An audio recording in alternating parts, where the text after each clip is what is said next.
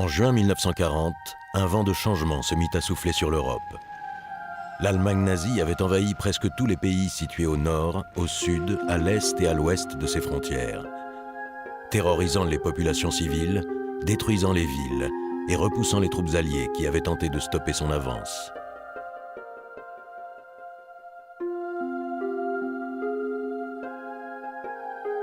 Il semblait que rien ne pouvait résister à la marche triomphale des nazis et à leur domination totale du continent. Adolf Hitler entra dans Paris le 14 juin et le monde ne pouvait rien faire d'autre que d'assister impuissant à sa victoire.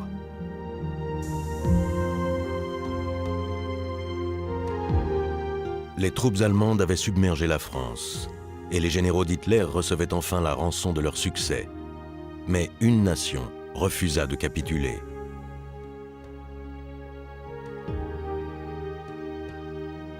De l'autre côté de la Manche, la Grande-Bretagne n'était tout simplement pas prête à faire la paix avec l'Allemagne nazie.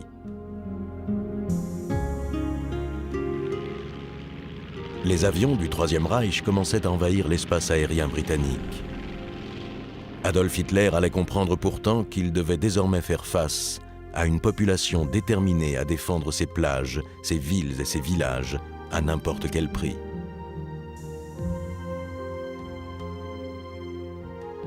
Le Premier ministre Winston Churchill parvenait à convaincre la population de combattre jusqu'au bout. La bataille d'Angleterre allait débuter et la suprématie militaire d'Hitler être défiée pour la toute première fois.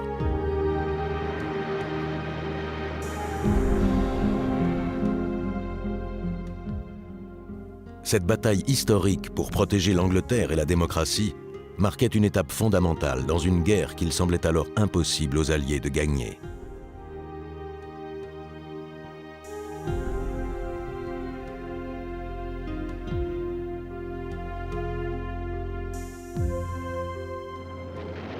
L'esprit de Dunkerque était vivace. C'est l'extraordinaire bravoure de ceux qui se battirent pendant ces jours sombres où l'Angleterre se trouvait seule, qui allait sauver non seulement le Royaume-Uni, mais aussi ses alliés des griffes du Troisième Reich.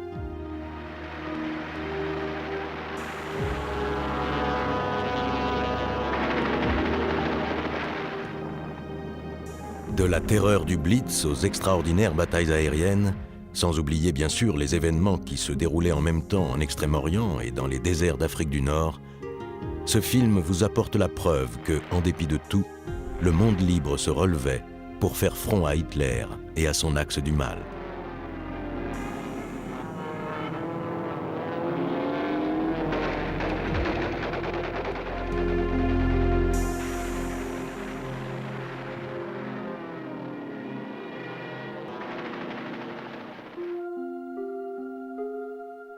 En 1938, les Anglais avaient vu le roi George VI déposer une couronne sur le cénotaphe consacré à la mémoire des milliers d'hommes morts pendant la Première Guerre mondiale.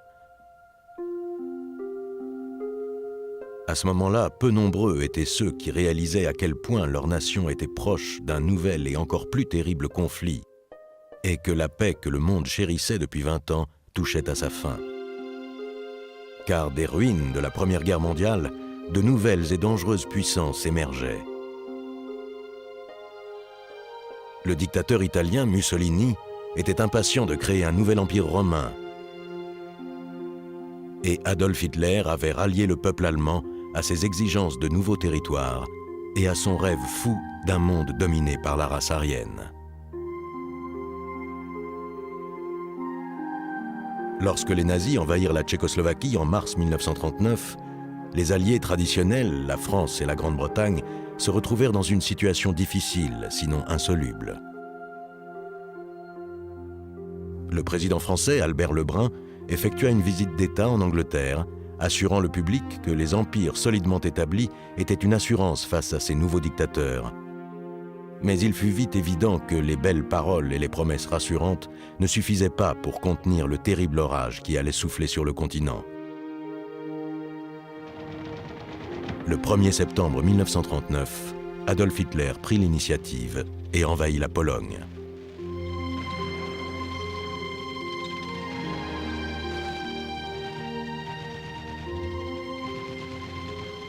Deux jours plus tard, l'Angleterre et la France déclaraient la guerre à l'Allemagne.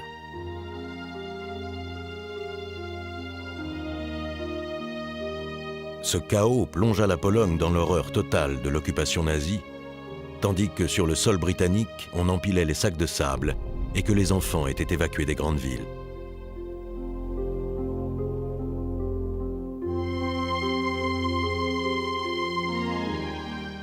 Les sous-marins allemands maraudaient en haute mer, attaquant sans répit, provoquant une pénurie alimentaire. Le Premier ministre britannique Neville Chamberlain espérait toujours une solution pacifique. Cependant, le printemps 1940 démontra qu'Adolf Hitler n'avait aucune intention de reculer. Le 7 avril, le Danemark et la Norvège étaient envahis par l'armée allemande qui cherchait à sécuriser ses précieux approvisionnements en matières premières, sonnant ainsi la fin de la drôle de guerre.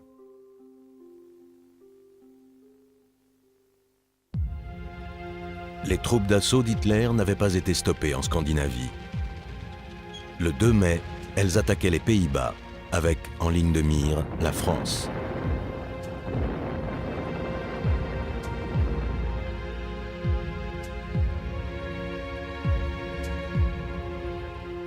Le corps expéditionnaire britannique tenta de protéger les frontières aux côtés des troupes belges et françaises. Mais une fois de retour en Angleterre, le public comprit que la politique hésitante de Chamberlain avait eu de lourdes conséquences.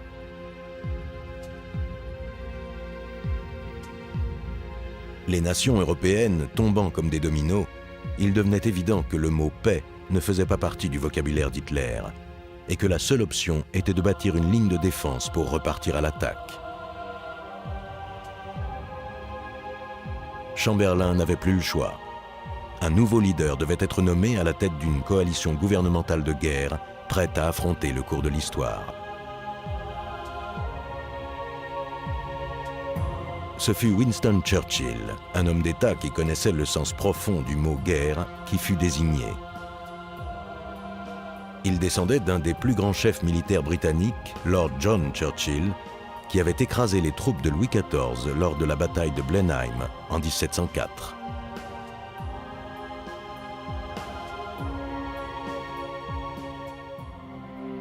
Winston Churchill, né en 1874, était le fils de Lord Randolph Spencer Churchill et de sa ravissante épouse américaine Jenny Jerome. Il n'était encore qu'un enfant quand il s'avéra fasciné par la stratégie militaire et les manœuvres de combat, tout en devenant un grand champion d'escrime. Après avoir rejoint l'Académie militaire royale de Sandhurst, dont il sortit 8e sur 150 cadets, il fut affecté comme second lieutenant au sein du 4e hussards de la Reine. De la guerre des Boers en Afrique du Sud aux batailles de Cuba et à celles de l'Inde, Churchill sillonna le monde de long en large, combattant par-ci par-là, écrivant quelques reportages et, à l'occasion, faisant les deux en même temps. Le jeune homme n'était jamais plus à son aise qu'au cœur de l'action. Devenu politicien à l'aube du XXe siècle, des affrontements avec les suffragettes en 1910 aux rixes entre gangsters en Extrême-Orient, Churchill n'était jamais loin lorsqu'une bataille faisait rage.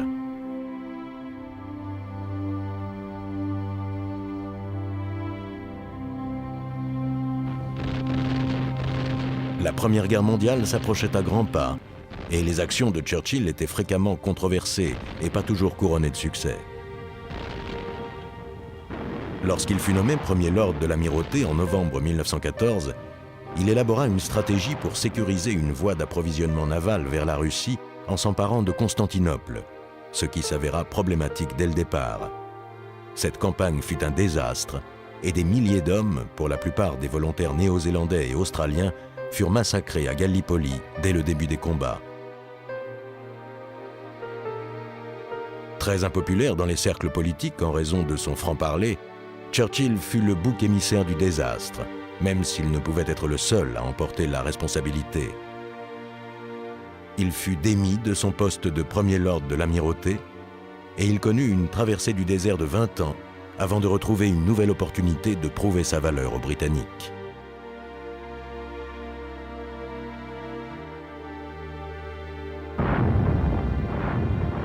Lorsque la bataille de France commença en mai 1940, Winston Churchill, en tant que Premier ministre britannique, avait la possibilité de retrouver la crédibilité qu'il avait perdue lors des événements des Dardanelles. C'était une chance qu'il était bien déterminé à saisir. Le 2 mai, Winston Churchill accepta ses nouvelles responsabilités. Il déclara à la nation qu'il n'avait rien à leur offrir d'autre que du labeur, du sang, de la sueur et des larmes pour faire la guerre sur terre, sur mer et dans les airs, faire la guerre avec toutes nos forces et avec toute la force que Dieu nous a donnée.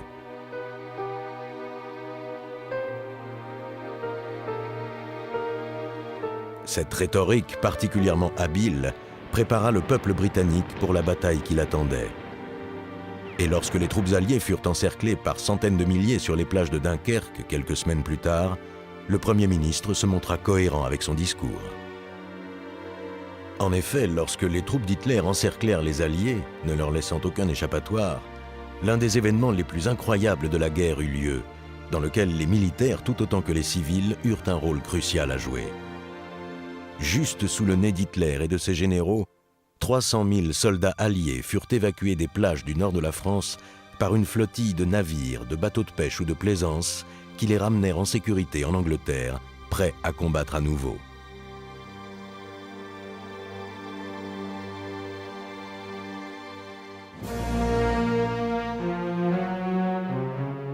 Les Britanniques célébraient le retour de leurs troupes à la maison, prouvant que les nazis n'étaient pas infaillibles. Mais Churchill fut prompt à rappeler à son pays que les armes et l'artillerie perdues sur le sol français les laissaient désarmés face à l'ennemi, et que ce n'était pas en réalité une victoire. La France tomba en juin 1940, et Churchill avertit son pays: ce que le général Weygand a appelé la bataille de France est terminée. Je m'attends à ce que la bataille d'Angleterre commence sans tarder. C'étaient là des paroles prémonitoires et d'une grande sagesse. L'Angleterre allait en effet être soumise à la plus violente attaque de son histoire.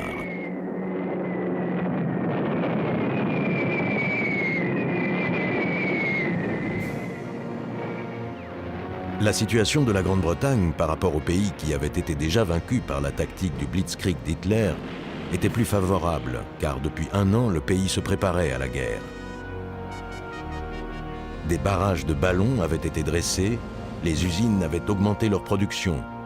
De plus en plus d'hommes s'engageaient dans les corps d'armée. Les femmes, elles, étaient de plus en plus nombreuses à les remplacer sur les lignes de production des usines et dans les fermes.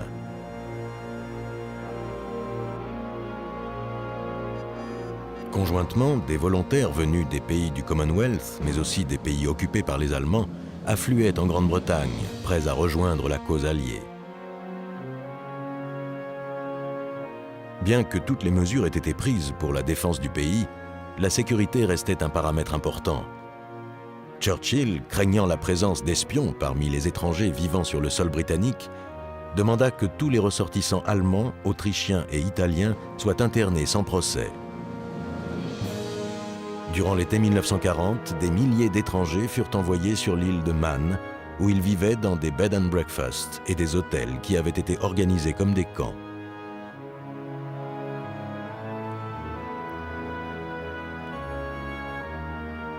C'était une décision que beaucoup critiquaient, car la vaste majorité de ceux qui avaient été internés étaient parfaitement innocents. Churchill ne voulait prendre aucun risque. Ce fut l'une des décisions les plus difficiles qu'il eut à prendre pendant cette guerre.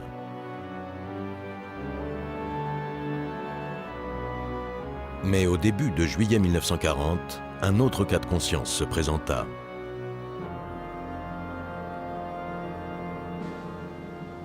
La France étant tombée sous le contrôle de l'Allemagne et du régime de Vichy, il existait un risque certain qu'Hitler ait envie d'utiliser la flotte française, la 4e plus grande marine du monde, contre les Anglais. Le commandant de la marine française, l'amiral Darlan, avait donné une garantie personnelle à Churchill que ceci n'arriverait pas. Mais le Premier ministre anglais savait que Darlan n'avait pas vraiment son mot à dire et que cette menace devait être neutralisée. Inquiet des futures initiatives d'Hitler, quelques jours avant que la bataille d'Angleterre ne commence, Churchill montra à quel point il était déterminé contre le Führer, quel qu'en soit le prix. Une escadre de navires britanniques, nom de code Catapulte, quitta Gibraltar pour se diriger vers les côtes d'Algérie où une forte concentration de navires français se trouvait rassemblée dans le port de Mers el-Kébir.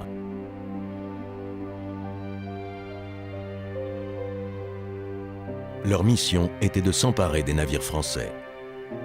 En dépit des tentatives par voie diplomatique, le commandement français refusa de laisser le contrôle de ces vaisseaux aux Britanniques. Sur ordre de Churchill, la flotte anglaise ouvrit le feu. 1297 marins français furent tués et 350 blessés.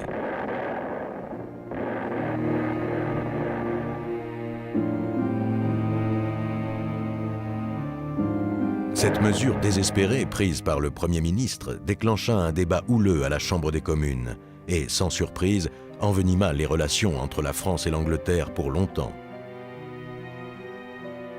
Bien que cette action fût considérée par certains comme abusive, elle était un avertissement pour Hitler de ne pas sous-estimer les Britanniques.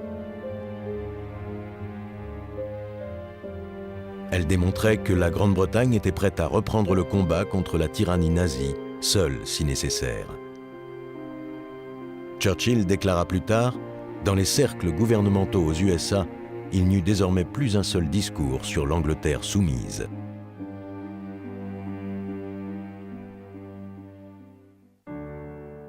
Hitler était de son côté convaincu qu'après l'évacuation des troupes de Dunkerque, la guerre était pratiquement finie, car les Anglais, défaits sur le continent et dépourvus désormais de tout allié en Europe, seraient contents d'accepter un accord de paix. Bien que certains membres du gouvernement de Churchill, dont le secrétaire aux Affaires étrangères Lord Halifax, eussent préféré négocier avec Hitler, le défi que Churchill avait lancé en Algérie était le signe que la Grande-Bretagne ne se rendrait pas sans combattre. Maintenant que le gant avait été jeté, Hitler avait désormais la certitude que la Grande-Bretagne devrait être prise de force s'il voulait une domination totale de toute l'Europe de l'Ouest par les nazis. Avec un Churchill lui faisant face, toute son attention se focalisa sur l'élaboration d'un plan d'attaque. Tandis qu'il travaillait avec ses généraux, il espérait qu'il ne faudrait pas plus d'un mois pour s'emparer de la Grande-Bretagne. Son état-major était pourtant inquiet des nombreux obstacles qui les attendaient, car l'invasion d'une île était une opération qui n'avait rien à voir avec le franchissement d'une frontière par des tanks.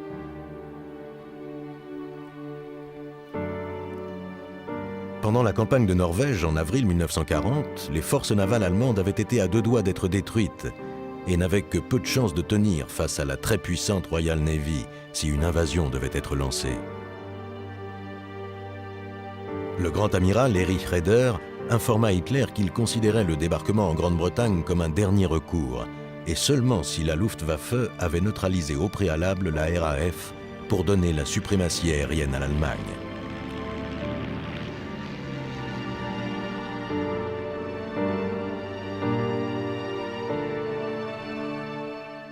Les Allemands prirent alors la décision de porter tous leurs efforts sur la destruction de la RAF comme phase initiale de l'opération Lion de mer, le nom de code pour l'invasion de l'Angleterre. Lorsque la RAF serait détruite, un assaut massif par air et par mer serait mené sur la côte sud, suivi d'une invasion à grande échelle.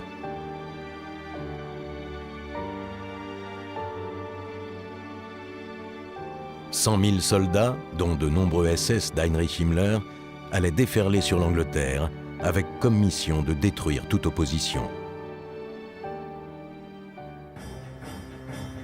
La responsabilité qui incombait alors à la RAF était immense, et bien qu'elle soit la force aérienne indépendante la plus ancienne au monde, puisque créée en 1918, la politique d'apaisement qui avait prévalu dans les années 30 avait accentué son retard sur la Luftwaffe.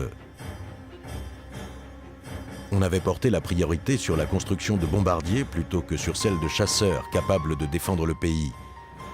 Et ce n'est qu'après 1938 que le Fighter Command devint véritablement prioritaire.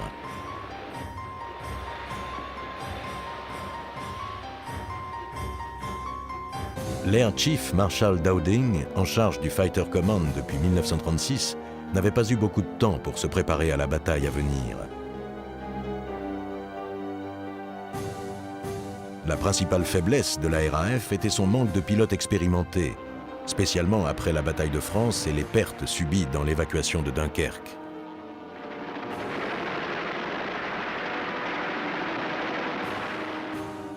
Des fermiers, des professeurs, des médecins, des caissiers de banque, des vendeurs, des centaines de jeunes gens d'horizons divers, peu entraînés et sans expérience du combat, allaient devoir faire face aux pilotes expérimentés de la Luftwaffe.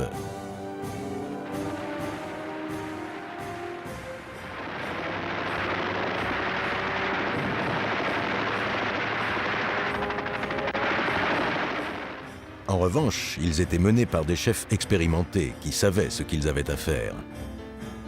As de la Première Guerre mondiale, l'Air Vice Marshal néo-zélandais Keith Park était responsable des défenses du sud-est de l'Angleterre et des approches de Londres. Le groupe 11 allait devoir supporter le plus fort de la bataille, tandis que le groupe 12, commandé par l'Air Vice Marshal Trafford Leigh-Mallory, couvrait les Midlands et l'East Anglia, jouant ainsi un rôle tout aussi vital. L'attaque allemande était menée principalement par deux flottes aériennes, commandées respectivement par les maréchaux Albert Kesselring et Hugo Sperl. Bien que la Luftwaffe disposât de plus d'avions et de pilotes plus expérimentés que leurs opposants britanniques, le sort du combat était loin d'être certain.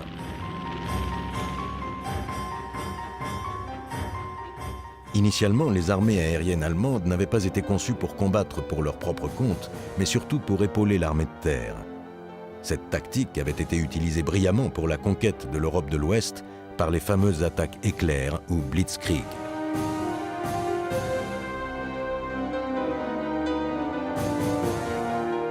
Être seul chargé de mener complètement une bataille était un énorme défi pour la Luftwaffe. La bataille d'Angleterre a été la première campagne à se dérouler uniquement en plein ciel, et les règles habituelles du combat ne pouvaient plus s'appliquer.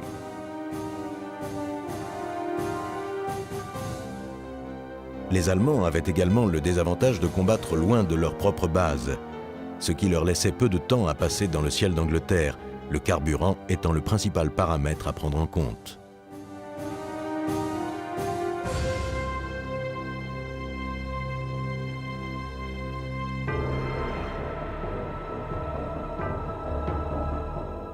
Pendant un combat aérien, si un avion allemand était touché, le pilote, s'il n'était pas tué, était immédiatement capturé.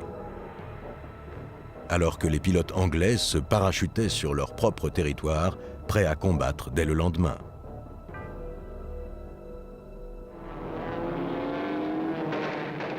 Pour les nazis, ce qui, sur le papier, semblait simple, ne l'était pas dans la réalité, comme la Luftwaffe le comprit assez rapidement.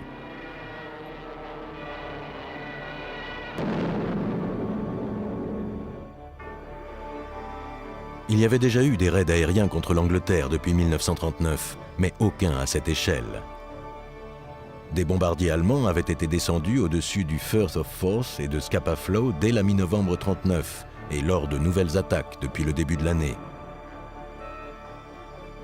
Mais alors que Churchill et son pays attendaient la nouvelle initiative d'Hitler, le 10 juillet 1940, la bataille d'Angleterre commença.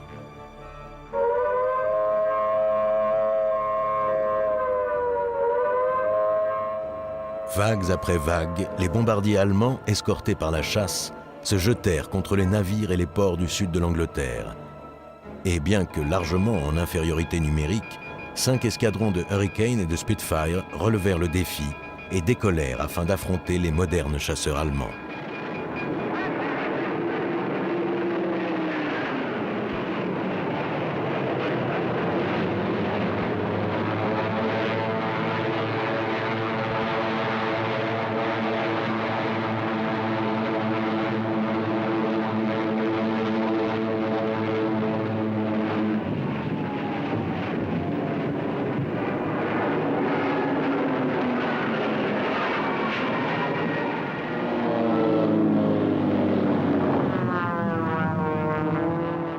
Avec une bravoure et un courage sans égal, ces pilotes donnèrent tout pour leur roi et leur patrie dans une bataille épique, telle David contre Goliath, avec respectivement Churchill et Hitler dans ces deux rôles.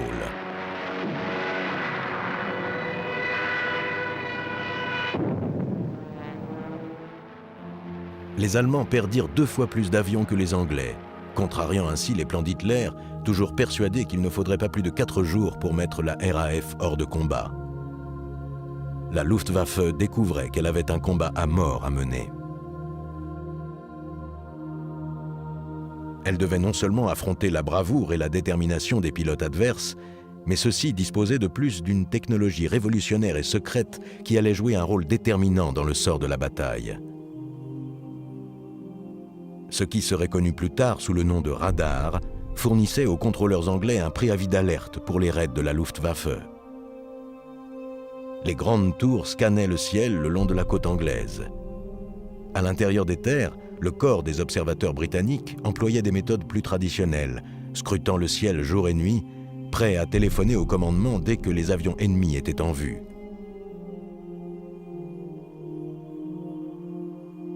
Le radar et les observateurs contribuèrent largement à la défense de l'Angleterre, en délivrant des informations aux contrôleurs qui géraient la situation 24 heures sur 24 et qui mettaient en alerte les bases de chasseurs dès que les ennemis étaient signalés, afin qu'ils puissent s'engager dans le combat.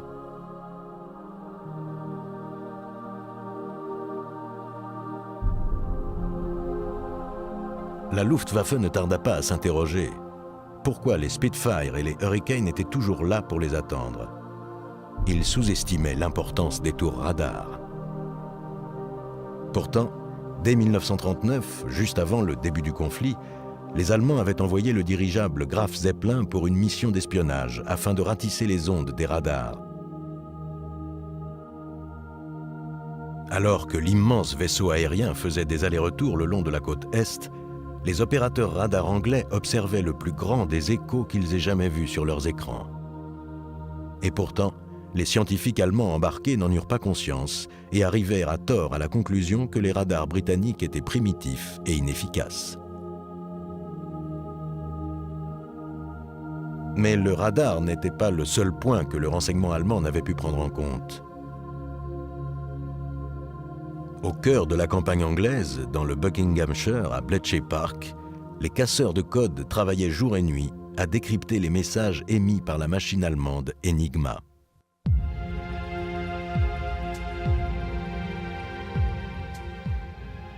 Les nazis transmettaient la plupart de leurs secrets et de leurs informations tactiques en les codant avec Enigma, et le projet Ultra était dédié au décryptage de ces messages.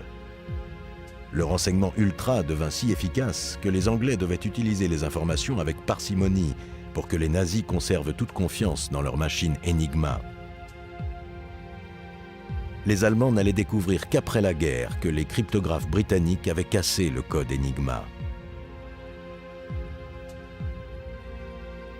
Si Ultra était d'une aide inestimable sur le front anglais, il y avait d'autres zones d'opération où Ultra n'était d'aucune aide. Grâce au reste de l'empire de la reine Victoria, les Britanniques possédaient des colonies dans le monde entier. C'était en réalité le plus grand empire que le monde ait jamais connu, et sa puissance et son influence étaient sans égal.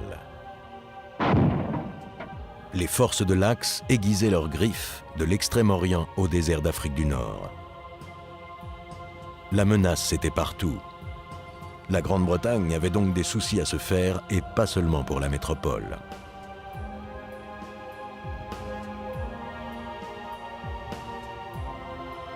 De l'autre côté du globe, le Japon attendait depuis longtemps l'opportunité de créer un empire à l'échelle des empires britanniques et français.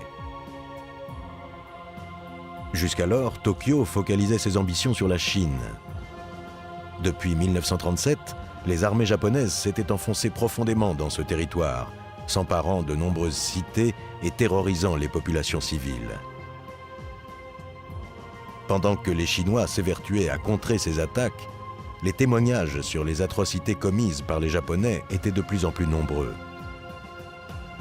L'opinion publique britannique et américaine prit la Chine en sympathie. Il fut alors décidé de soutenir son effort de guerre en envoyant de l'aide et du matériel. La guerre entre la Chine et le Japon fut longue et brutale. En 1940, il n'y avait aucun signe d'apaisement. Les Japonais s'étaient emparés de territoires le long de la côte sud de la Chine, coupant la capitale provisoire Chongqing d'un accès à la mer, et il devenait de plus en plus difficile de leur venir en aide. Il ne restait que quelques étroites routes d'approvisionnement que les généraux de Tokyo étaient impatients de couper pour que la bataille du sud de la Chine soit rapidement terminée. L'une de ces routes était celle de la Birmanie, qui partait de Lashio, dans le nord de la Birmanie, encore contrôlée par les Anglais, jusqu'à la cité de Kunming, et le Japon demanda à Churchill de la fermer immédiatement. L'Empire britannique était en difficulté et en position vulnérable, car quelques-unes de ses plus belles colonies, dont Hong Kong et Singapour, étaient situées dans la région. Mais la bataille d'Angleterre faisant rage, il n'était pas possible d'envoyer de précieux navires pour les défendre. Le Japon avait la main, ayant déjà profité de la victoire de l'Allemagne sur la France pour mettre la pression sur l'Indochine française afin qu'il ferme les routes vers la Chine. Il semblait que les Anglais n'étaient pas plus à même de protéger leurs intérêts. Winston Churchill devait prendre encore une fois une décision grave. Pour le moment du moins, il n'avait d'autre option que d'accéder à reculons aux exigences japonaises. Le 17 juillet, la route de Birmanie fut temporairement fermée, ce qui déclencha la colère de nombreux politiciens de la Chambre des communes. Et tandis que ces dramatiques événements se déroulaient en Asie, en Afrique, un nouveau belligérant commençait à faire sentir sa présence.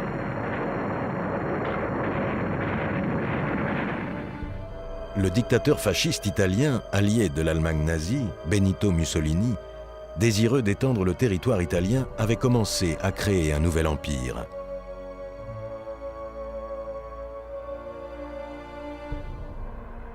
En 1936, il avait envahi l'Abyssinie, en Afrique orientale, aujourd'hui Éthiopie. Et il avait ajouté cette nation à ses autres colonies, la Somalie et l'Érythrée. En Afrique du Nord, les Italiens étaient déjà présents en Libye et Mussolini visait à s'emparer des ports importants d'Égypte et du canal de Suez afin d'avoir la possibilité de relier ses forces en Libye avec celles d'Afrique de l'Est.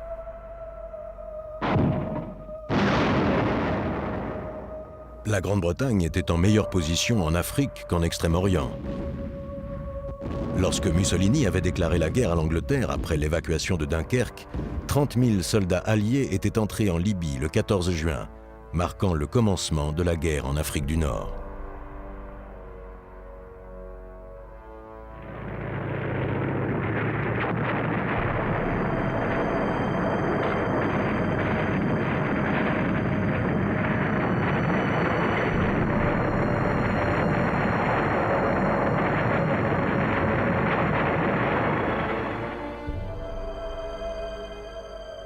Après la prise de Fort Capuzzo le 16 juin et la victoire dans la première bataille de blindés dans le désert à Girba, l'Égypte et le canal de Suez semblaient être bien à l'abri entre les mains alliées.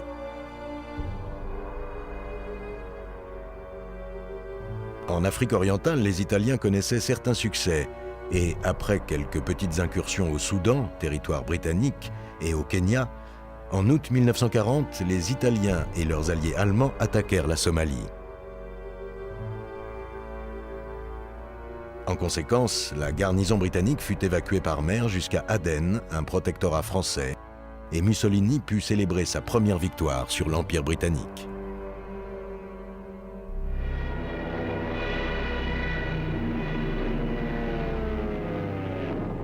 La Luftwaffe continuait à bombarder l'Angleterre et Adolf Hitler gardait un œil sur les colonies britanniques. Gibraltar était sous administration anglaise depuis le XVIIIe siècle et tenait un rôle vital pour les opérations en Atlantique et en Méditerranée, permettant de contrôler tout le trafic maritime passant au large du Rocher.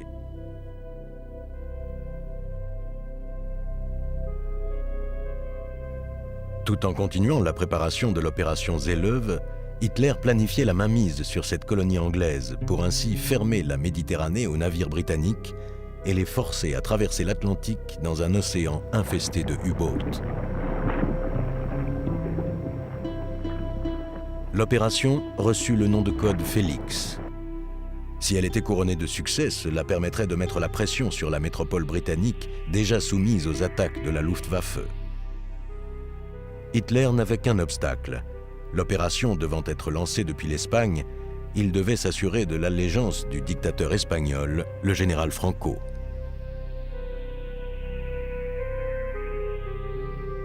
Franco était alors en marge du conflit européen et n'était pas aussi pressé que Mussolini, le dictateur italien, de signer une alliance avec le Führer.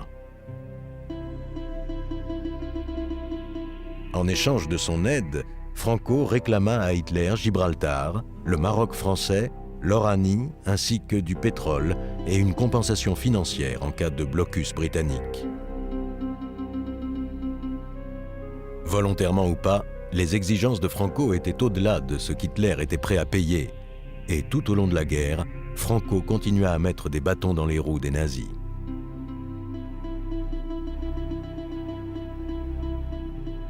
Alors même que les négociations avec l'Espagne étaient encore en cours, Hitler déclara à Mussolini qu'il préférait encore qu'on lui arrache 3 ou 4 dents plutôt que d'avoir à parler à nouveau avec Franco. Incapable d'utiliser Gibraltar pour créer un blocus, et toujours dans l'impossibilité de donner à la bataille d'Angleterre une conclusion favorable, de plus en plus d'avions de la Luftwaffe étant abattus, Hitler décida de franchir une étape supplémentaire. Il était désormais temps de rassembler toutes ses forces afin d'écraser la RAF et les défenses antiaériennes de l'ennemi pour briser la résistance britannique pour de bon. Le 1er août 1940, Hitler ordonna au ministre de l'Aviation, Hermann Göring, d'employer toute la puissance de la Luftwaffe pour anéantir la RAF le plus rapidement possible, afin que l'opération Seelöwe puisse être menée à bien.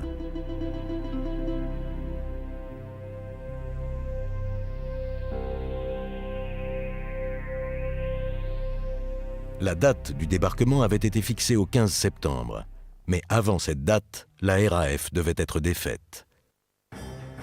La bataille commençait. 1485 sorties furent menées contre les ports et les aérodromes du sud de l'Angleterre. Et bien que le Fighter Command ait tout donné, les pertes au combat et les dommages causés aux bases aériennes plongeaient la RAF dans une situation proche du désastre.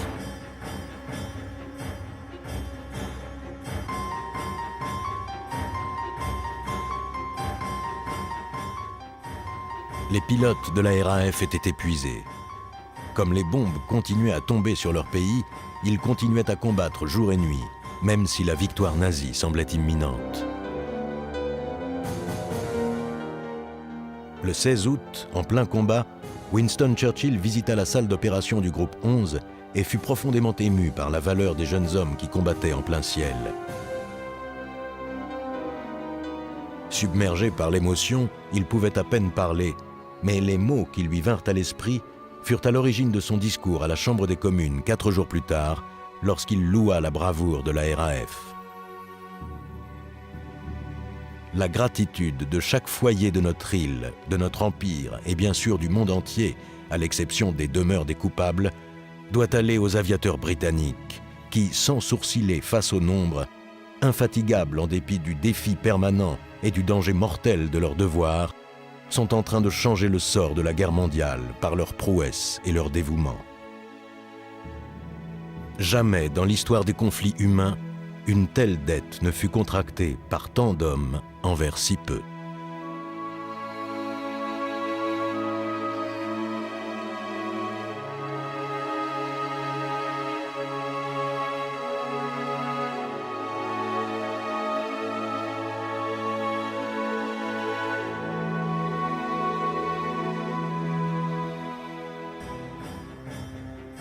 La bataille continuait à faire rage dans le ciel. La Luftwaffe s'aventurait de plus en plus profondément dans les terres pour détruire les bases de la RAF, les cibles industrielles où les avions et bien d'autres matériels vitaux étaient en cours de production. Beaucoup d'aérodromes importants furent sérieusement endommagés et ceux qui travaillaient dans les usines couraient de grands risques.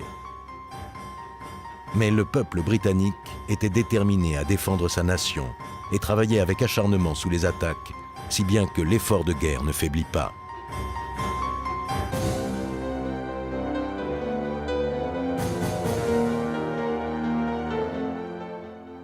De plus en plus de pilotes polonais rejoignaient la RAF pour combattre les nazis.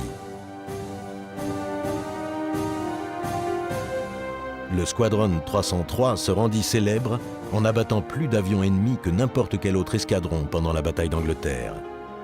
Cependant, en dépit de la résistance de ces hommes et de l'immense effort de tous ceux qui travaillaient à leur soutien, le Fighter Command était de plus en plus faible et sa capacité d'action de plus en plus limitée.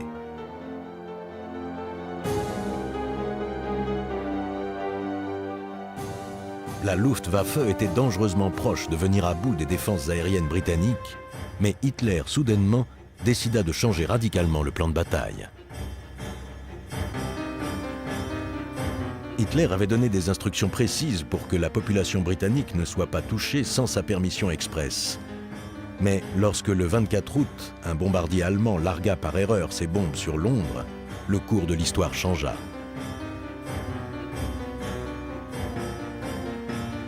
La réplique de Churchill ne se fit pas attendre.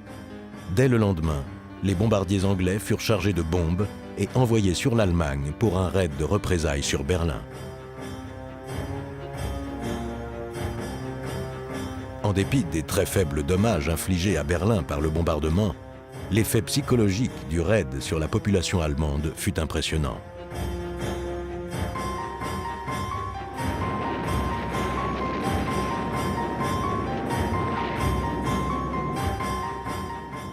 Hermann Göring avait donné son assurance que les villes de sa patrie ne pourraient pas et ne seraient pas bombardées.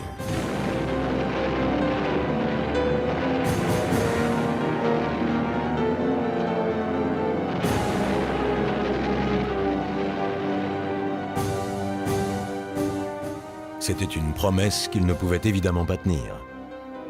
Hitler était furieux et il semble qu'il laissa la colère influencer sa stratégie militaire.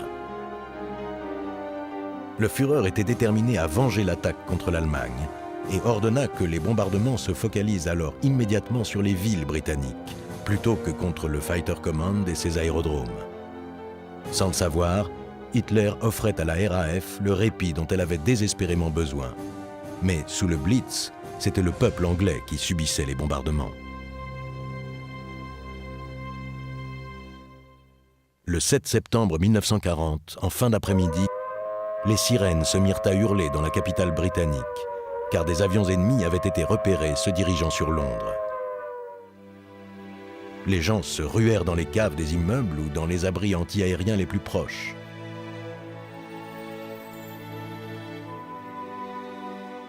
Survolant une ville vide et silencieuse, une nuée de bombardiers, large de 3 km, remonta la Tamise et le massacre commença.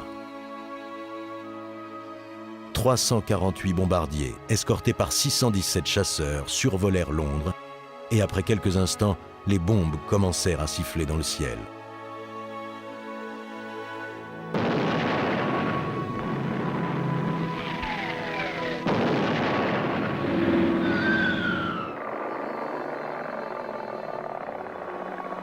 Les chasseurs de la RAF qui défendaient la capitale étaient noyés sous le nombre. Et comme le déclara un des squadron leaders, le ciel était devenu un chaudron bouillonnant d'avions. Londres se retrouvait sous une tempête totale. Et pendant que les explosions continuaient, le cabinet de guerre de Churchill avait des inquiétudes plus grandes encore. Des vols de reconnaissance au-dessus des ports français de la Manche, du Havre à Calais, avaient en effet repéré un grand nombre de barges. Et le clair de lune de cette semaine aidant, il semblait de plus en plus probable que l'invasion de la Grande-Bretagne était sur le point de débuter. Le nom de code Cromwell fut diffusé dans tout le pays, signifiant l'imminence de l'invasion.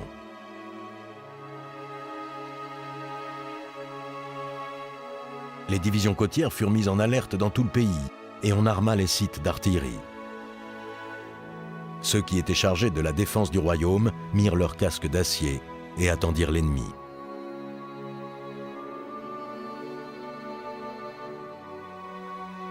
Les unités de la Home Guard s'activèrent dans leurs casemates, mais la panique commença à se répandre et certains firent sonner les cloches des églises, croyant que les Allemands avaient déjà débarqué. Parce que les cloches étaient restées silencieuses depuis le début de la bataille d'Angleterre, leur écho à travers tout le pays rendit la menace soudainement réelle et effrayante.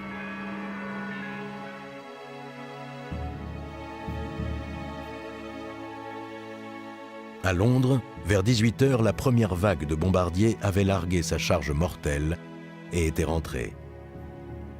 Mais 2 heures plus tard, pendant que les pompiers combattaient encore les incendies qui faisaient rage partout dans la ville, un deuxième groupe de 133 avions, guidés par la lueur de Londres en flammes, ajouta ses bombes au chaos qui régnait au cœur de la nuit.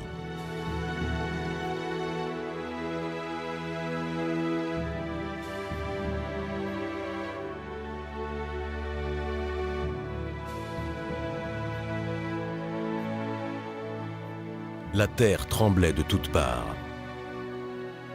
Les Londoniens, blottis dans les souterrains, n'avaient aucune idée de ce qui les attendait à la surface. La seconde attaque dura jusqu'à 4h30 du matin. Et au petit jour, lorsqu'ils commencèrent à émerger de leurs abris, ils découvrirent une ville dévastée.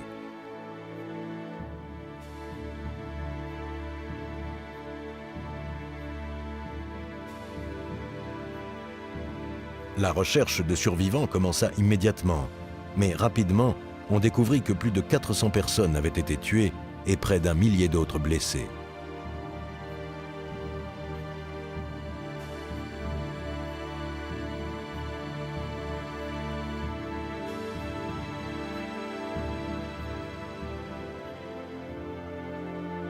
En dépit de la tragédie qui avait frappé le peuple de Londres, pour ceux qui scrutaient la Manche depuis la côte, il n'y avait aucun signe des barges allemandes.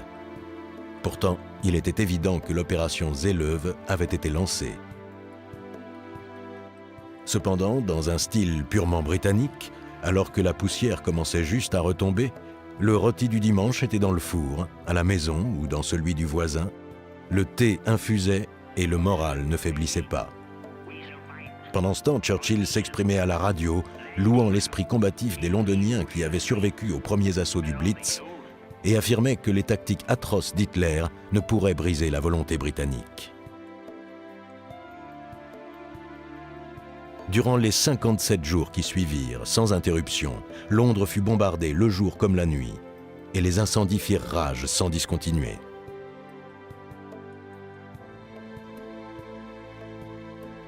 L'Allemagne commença à bombarder d'autres villes comme Coventry, Cardiff, Belfast et Birmingham, où ses attaques furent dévastatrices. Au bout de quelques semaines, les bombardements eurent lieu surtout la nuit, car Hitler voulait affaiblir les Anglais en les privant de sommeil.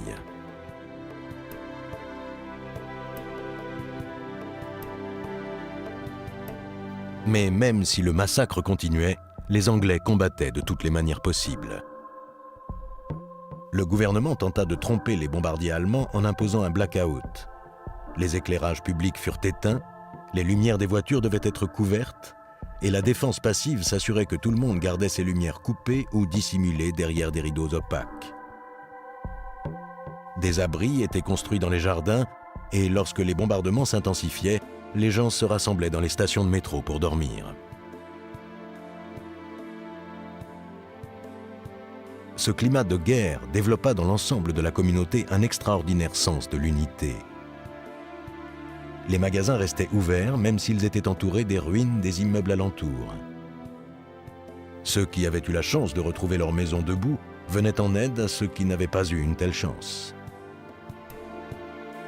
La manière dont les Britanniques faisaient face à l'agression était tout simplement admirable. En dépit de leur sommeil perturbé, les Londoniens continuaient à se lever et à aller travailler dans les usines, déterminés à fournir au commandant de la RAF, Sir Hugh Dowding, les avions et les munitions dont ses pilotes de chasse avaient tant besoin. Sans aucun souci d'origine sociale, tous, épaule contre épaule, combattaient Hitler.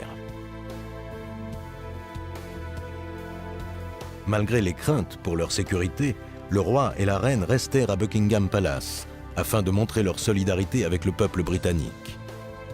Ils se déplacèrent même à travers le pays pour remonter le moral et consoler ceux qui avaient perdu des êtres chers ou leur maison.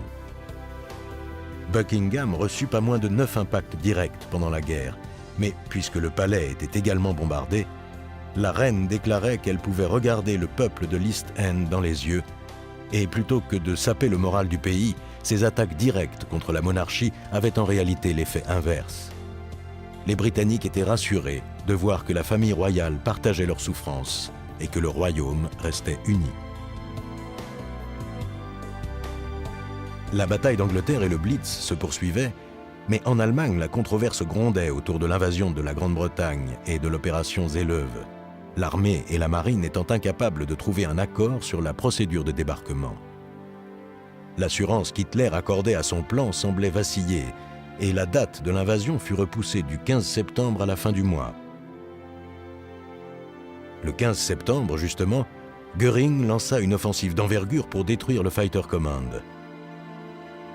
Cependant, avec l'aide des renseignements ultra, la RAF avait devancé l'attaque. Le soir, la Luftwaffe avait perdu 60 avions de plus et la RAF 28. Ce fut le dernier engagement majeur de la bataille d'Angleterre. Après cette défaite, l'opération Seelöwe fut suspendue. Les conditions de mer se dégradant à l'approche de l'hiver, elle ne pourrait être relancée avant le printemps suivant. La bataille d'Angleterre était finie, mais Hitler voulait continuer à bombarder l'Angleterre pour pousser cette nation à se soumettre.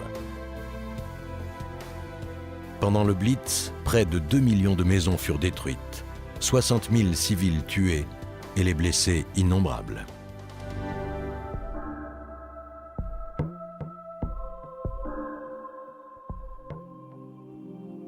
Ailleurs, le fascisme et la tyrannie s'étendaient de façon alarmante. Le 13 septembre, Mussolini avait ravivé ses plans d'invasion de l'Afrique du Nord. Il ordonna à la 10e armée italienne d'avancer vers l'Égypte. Durant les 2 semaines suivantes, de l'autre côté du globe, les Japonais envahissaient l'Indochine française et s'apprêtaient à signer une alliance formelle avec l'Allemagne nazie. Le 27 septembre 1940, les puissances de l'Axe signaient le pacte tripartite avec le Japon qui rejoignait ainsi l'Allemagne et l'Italie dans leur combat contre les forces alliées. Hitler, qui était sur le point de renier son pacte de non-agression envers l'Union soviétique, n'avait pas invité Staline. La Russie était destinée à devenir une cible de plus dans la conquête qu'Hitler menait pour dominer le monde. Mais pour le moment, battre l'Angleterre restait son objectif principal. La guerre en Europe devenait globale.